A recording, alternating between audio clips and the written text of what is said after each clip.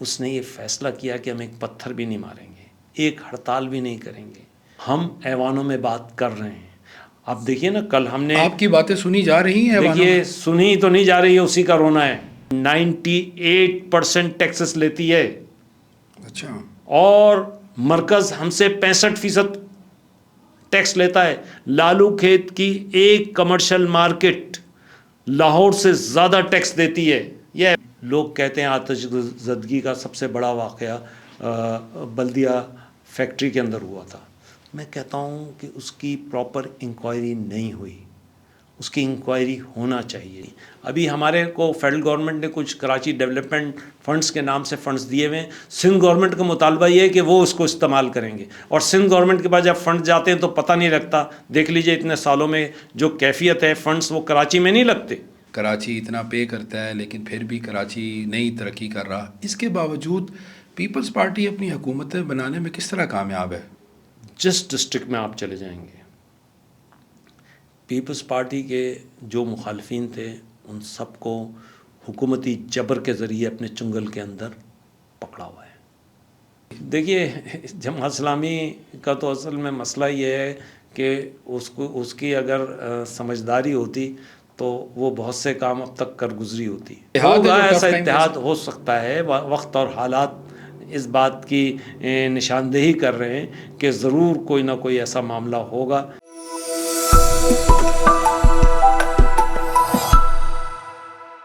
السلام علیکم. وی ایکسکلوسیو کے ساتھ میں ہوں بلال عباسی. آج ہمارے مہمان ایم کیو ایم کے رکن قومی اسمبلی سید حفیظ الدین صاحب. بہت شکریہ سر وی نیوز کو ٹائم دینے کے لیے. اچھا سر, یہ بتائیے گا کہ کراچی میں ایک بڑا افسوسناک واقعہ آیا, گل پلازا میں آتش زدگی ہوئی, اور پھر ہم نے دیکھا کہ ایک مرتبہ پھر سے سیاست شروع ہو گئی اور پیپلز پارٹی کی جانب سے ایم کیو ایم کے اوپر الزامات کی بارش کر دی گئی. یہ کیا معاملہ ہے سر؟ یہ کیوں ہم کسی بھی سہانے میں سیاست کیوں آ جاتی ہے, اور کیا واقعی ایم کیو ایم کا کوئی قصور ہے اس میں؟ بسم اللہ الرحمن الرحیم. دیکھیے, ایم کیو ایم کا قصور تو سب سے پہلا یہ ہے کہ ایم کیو ایم کراچی کی ایک نمائندہ جماعت ہے اور بہت عرصے سے نمائندگی کر رہی ہے. سب سے بڑا جرم تو یہی ہے کہ وہ نمائندہ جماعت ہے.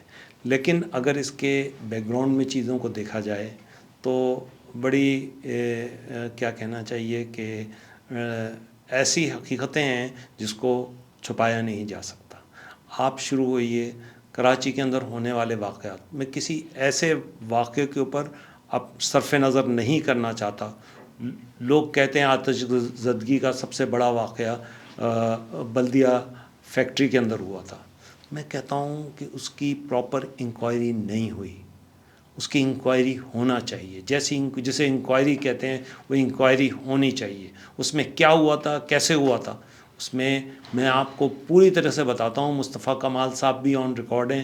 انہوں نے ایسے سارے ثبوت اور معاملات لوگوں کے سامنے پیش کیے ہیں کہ جس سے یہ بات پوری طریقے سے واضح ہوتی ہے کہ اس کے اندر ایم کیو ایم کا ہاتھ نہیں تھا. اس کو خواہ میں اس گرداب میں پھنسایا گیا. اب آ جائیے دوسری طرف ان مختلف واقعات کا ہونا. دیکھیے, آج اسمبلی میں مختلف ذرائع سے یہ بات ہو رہی تھی. بتایا گیا کہ پچھلے 5-7 سال میں 2400 کے قریب آتش زدگی کے حادثات ہوئے ہیں.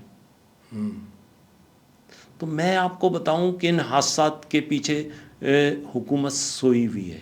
17 سال سے 17.5 سال ہو گئے ہیں. پی کی مستقل حکومت ہے پیپلز پارٹی کی, اور ان کی کارکردگی آپ کے سامنے ہے. اس سے پہلے وہ 8 مرتبہ صوبائی حکومت بنا چکے ہیں. 5 مرتبہ فیڈرل گورنمنٹ ان کی رہی ہے. وہ کسی ذمہ داری سے مبرہ نہیں ہو سکتے. ان کو تمام ذمہ داریوں کا جواب دینا پڑے گا, تمام اقدامات کا.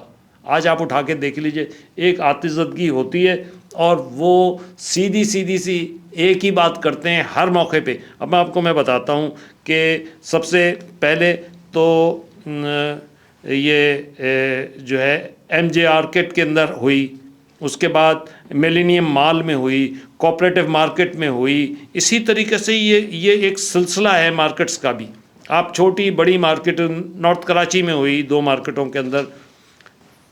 اصول کیا ہے کہ سیدھے سیدھے ایک ہی بات ہوتی ہے، سب سے پہلے صدر پاکستان، اس کے بعد وزیر اعظم، اس کے بعد وزیر اعلیٰ، اس کے بعد میئر، پھر اس کے بعد تعزیت کرتے ہیں اور مذمت کرتے ہیں، انکوائری کا کہتے ہیں، اور اس کے بعد کرتے یہ ہیں کہ ایک رپورٹ آ جاتی ہے، انکوائری کمیٹی بناتے ہیں، اس رپورٹ پہ کوئی عمل درآمد نہیں ہوتا، رپورٹ ہلکے ہلکے سرد خانے میں چلے جاتی ہے، لوگوں کو بھلا دیا جاتا ہے۔ آپ بتائیں، کراچی سے سندھ گورنمنٹ 98% ٹیکسز لیتی ہے، اچھا، اور مرکز ہم سے 65% ٹیکس لیتا ہے۔ لالو کھیت کی ایک کمرشل مارکیٹ لاہور سے زیادہ ٹیکس دیتی ہے، یہ ایف بی آر کی رپورٹ میں آپ کو بتا رہا ہوں، کوئی اور کسی ادارے کی نہیں بتا رہا۔ یہ افسوسناک صورتحال ایسی ہے جس کو سمجھنے کی ضرورت ہے، اگر سمجھیں گے نہیں تو معاملات کہاں سے کہاں چلے جائیں گے۔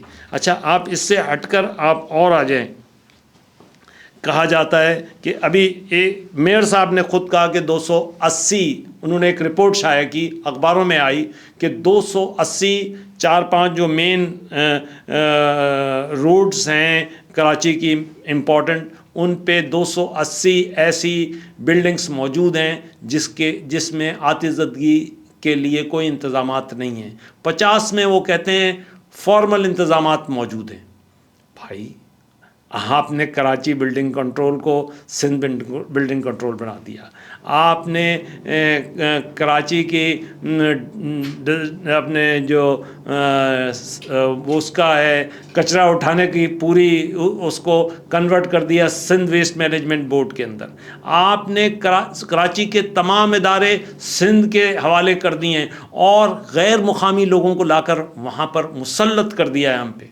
اس ساری صورتحال کے اندر بتائیں، کراچی کے لوگ بالکل ہم ایک ان سین میجورٹی کے تحت مطلب وہ دبے چلے جا رہے ہیں۔ اچھا، یہ بتائیے کہ سر اگر دیکھا جائے تو قومی اسمبلی میں بھی اور صوبائی اسمبلی میں بھی جو کراچی کی نشستیں ہیں ان میں زیادہ تو آپ کی ہیں، تو کیا آپ کا کراچی کے اوپر کوئی کنٹرول ہے، یا ایم کیو ایم کا بالکل ہی کوئی کنٹرول نہیں ہے؟ دیکھیے، کراچی پہ کنٹرول ہے، ایک کنٹرول ہوتا تھا الطاف حسین کا، اس کنٹرول کے نتیجے میں جو حالات پیدا ہوتے تھے، اس تمام چیزوں سے ہٹ کے اب یہ جو ایم کیو ایم پاکستان ہے، اس نے یہ فیصلہ کیا کہ ہم ایک پتھر بھی نہیں ماریں گے، ایک ہڑتال بھی نہیں کریں گے، پرامن طریقے سے اپنی بات کریں گے۔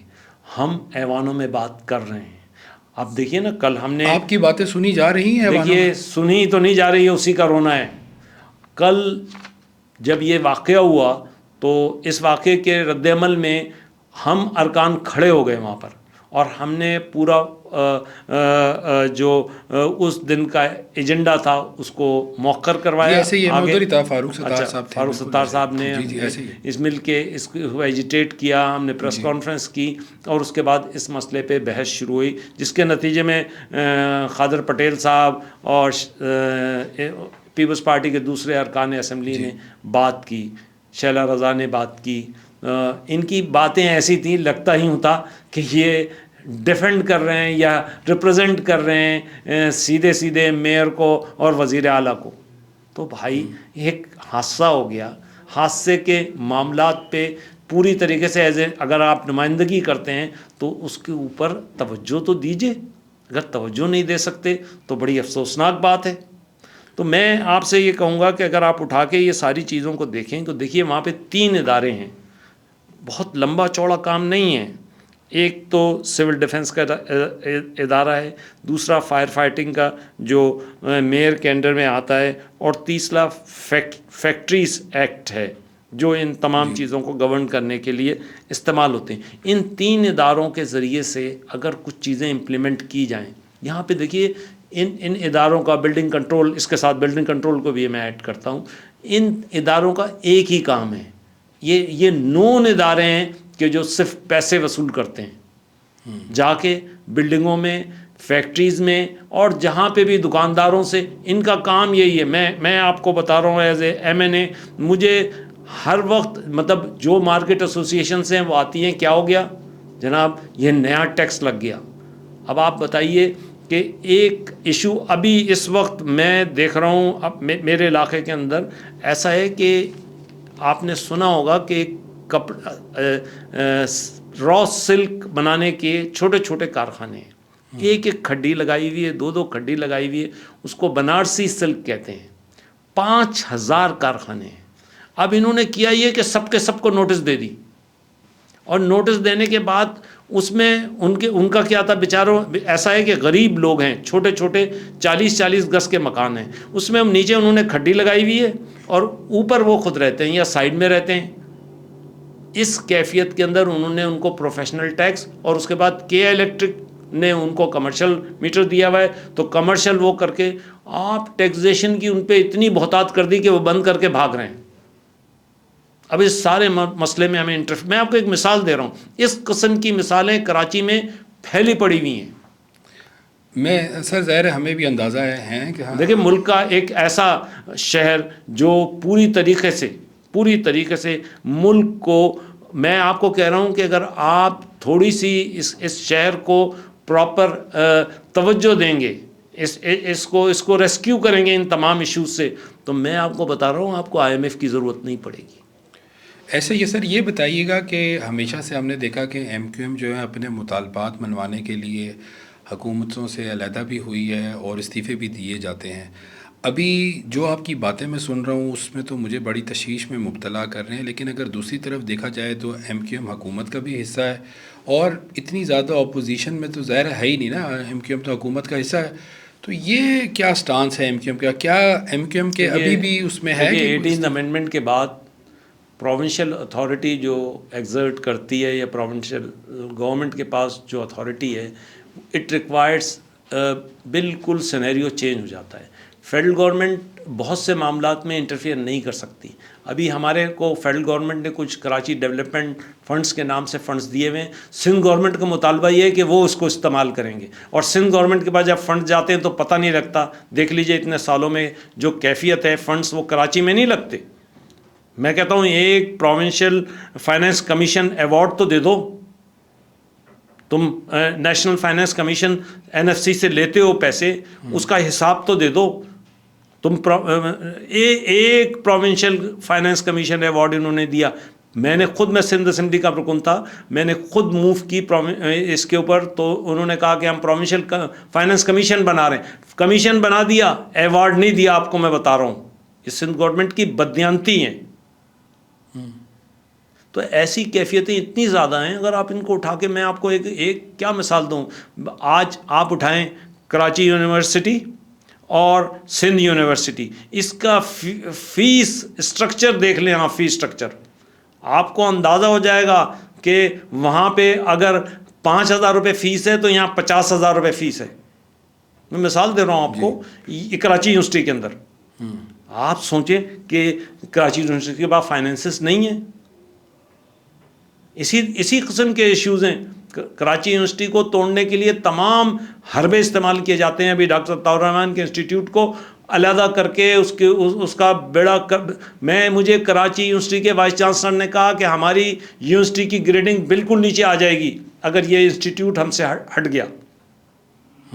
और डॉक्टर अताउर रहमान का इंस्टीट्यूट आपको मालूम है पाकिस्तान के वेल रिकग्नाइज्ड इंस्टीट्यूट्स में से एक है। उनकी अपनी शख्सियत है।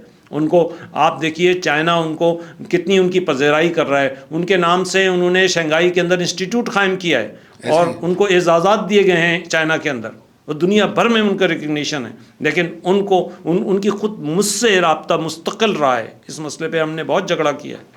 अभी वो मसला सबसाइड हुआ है। ये इन्होंने लेजिस्लेशन पेश कर दी थी सिंध असेंबली में इस इंस्टीट्यूट को अलग करने की। हमारे अरकान सूबाई असम्बली और कौमी असम्बली सब ने मिल के इस पर बड़ी जद्दोजहद की। बहुत ज़्यादा जद्दोजहद के बाद ये मसला हल हुआ। जब सिंध गवर्नमेंट को अंदाज़ा हो गया कि ये कोर्टों में चले जाएंगे, ये फिजिबल नहीं है सब कुछ, तो उन्होंने इसको ड्रॉप किया। अच्छा सर, ये बताइएगा कि जो आपका मुतालबा रहा है हमेशा से बल्दियाती निज़ाम की मजबूती के लिए, आप कहते हैं कि आप कराची की नुमाइंदा जमात हैं, लेकिन मेयर इस टाइम पीपल्स पार्टी का है।